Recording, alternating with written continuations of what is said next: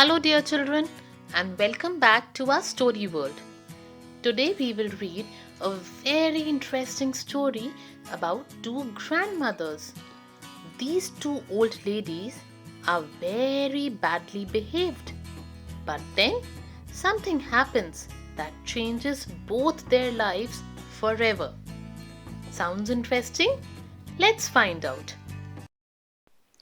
Two Bad Grans, written and illustrated by Jeriden Durant and Sarah Horne. Mrs. O'Grady was a naughty old lady, very short, rather cross and quite stout, while Mrs. Maloney was taller and bony and liked to give orders and shout. They never washed dishes, they never baked pies. Their knitting was awful, they often told lies. They were rude and revolting, said piffle and pooh, and refused to do housework or mend and make do. And once, when annoyed by some small treat-o-trickers, they threw up their dresses and showed them their knickers. They never darned stockings, they always slammed doors.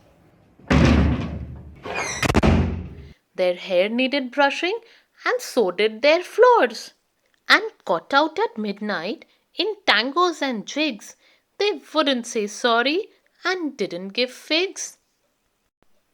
They burped over dinners,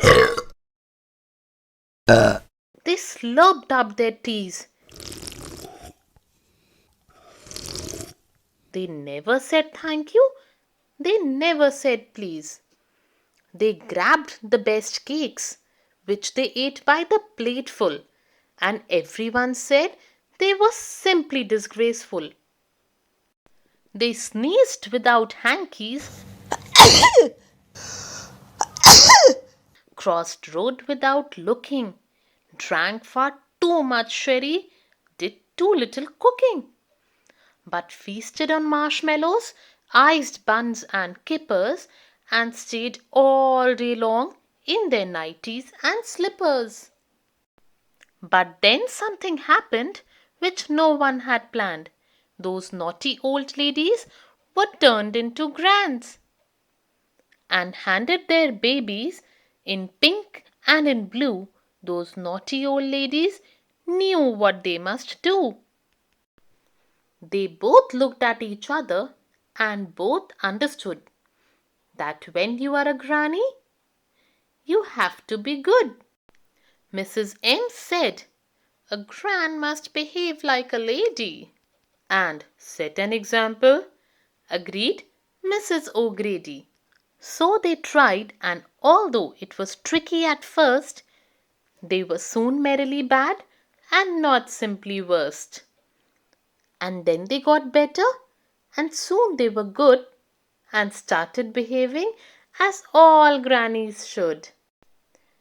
While eating their suppers, they closed their lips neatly, stopped spitting and swearing, and always spoke sweetly. Their manners were better by far than the queen's, and then they drank up their milk and they ate up their greens. So thanks to their grannies, those two babies grew into very good children, exactly like you. The end. I hope, children, you all enjoyed this beautiful, lovely story. If you did, do like it, share it with your friends and family. Do subscribe to my channel if you haven't, and press the bell icon so that you keep getting updates.